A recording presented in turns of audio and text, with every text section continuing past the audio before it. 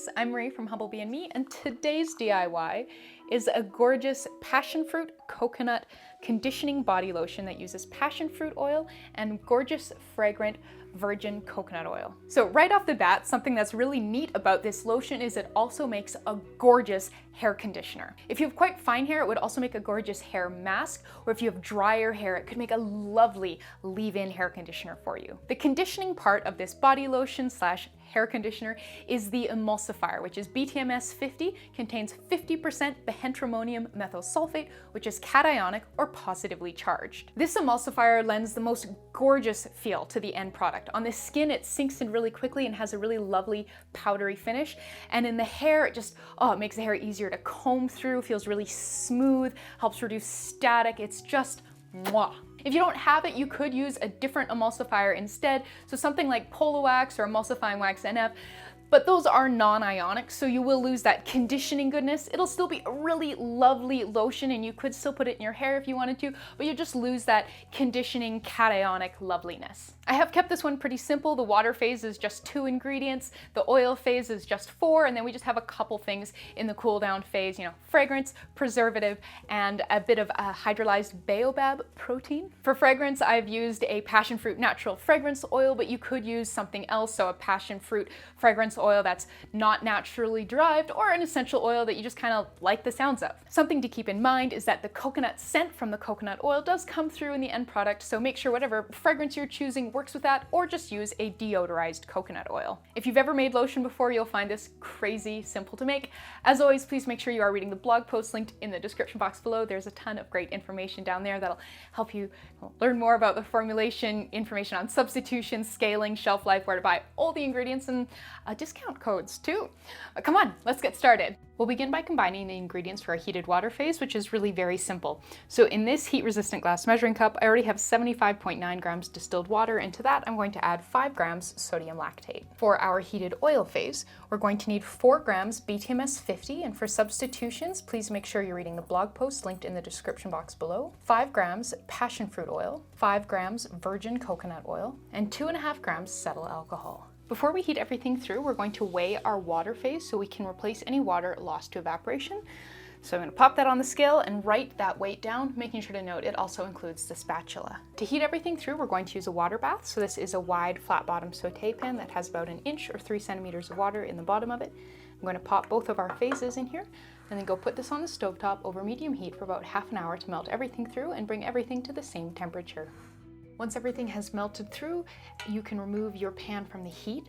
So we're going to start by topping off our water phase with some preheated distilled water to that number we wrote down earlier. Give that a quick stir and add it to our oil phase.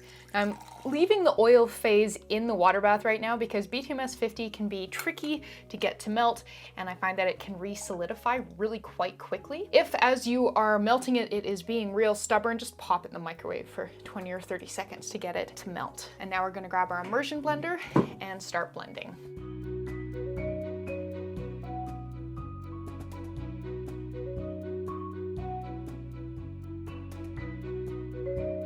Okay, so that was about 2.5 minutes of blending. I did stop and scrape down the sides of the measuring cup and scrape out the head of the immersion blender a couple times. As you can see, this is already getting really lovely and luscious and thick. It is still really quite hot though, so I'm going to leave this to cool for about 5 minutes and then come back and blend it some more. All right, it has been 5 minutes and oh gosh, look at this. This is so rich and gorgeous already. Going to give this another blend, but I think that'll probably be it for the blending.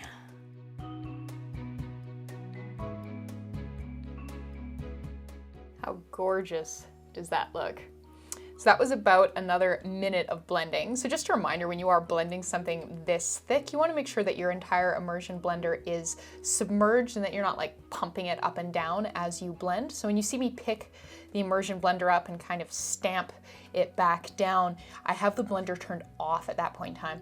And that's because we don't want to be pumping a bunch of air into the lotion. It's so thick right now that it would very easily support quite a lot of air bubbles, and that's not what we want. So yeah, make sure you are keeping your blender submerged, and if you need to reposition it, turn it off to do that, and then turn it back on once it's submerged again. So this is still pretty warm, so we're not gonna add our cool down phase quite yet, but we are done with the blender, so I'm gonna put that away.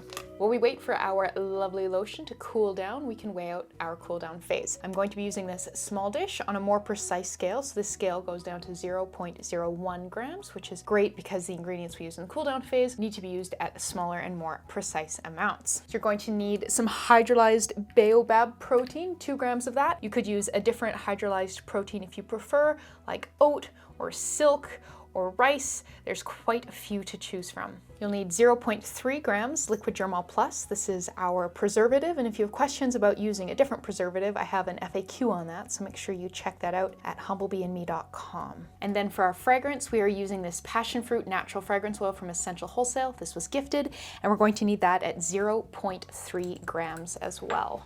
Once your lotion has cooled down to room temperature, we are ready to incorporate our cool down phase. So in order to do that, I'm going to put a dollop or a blob of lotion in with our cool down phase. I'm gonna grab a little wire whisk and whisk until smooth. I like to start by kind of just cutting it in a little bit by just kind of stabbing it and doing a bit of gentle stirring before I start really whisking. Otherwise, those really liquidy cool down phase ingredients can kind of leap out of the little bowl. Once this mixture is nice and uniform, we're going to transfer it back into the parent batch of lotion and stir to combine. And with that all done, all that's left is to package this up. To package this lotion, I would recommend either a soft squeeze tube or a wide mouth jar. I consider this to be just a little bit too thick for putting in a pump top dispenser. You know, the first 80% of the lotion will come out with a pump top dispenser, but then you'll kind of be left with a blob at the bottom that won't come out. You know, if you've ever got a sort of Slurpee type beverage and you drink it through the straw and then towards the end you just can't pull up any of the beverage anymore, it kind of ends up being like that. So yeah, I would recommend something like this or something like this. This is the version that I made for the blog, and I put it in this sort of soft squeeze tube, and you can see that it dispenses really, really nicely. I'm going to put this one in a jar though. And so because you can use this lotion as a hair conditioner as well, if you are going to use it as a hair conditioner, I highly recommend putting it in the soft squeeze tube so that you can use it in the shower without having to dip wet fingers right into the container, which could compromise the preservation and the stability of the product.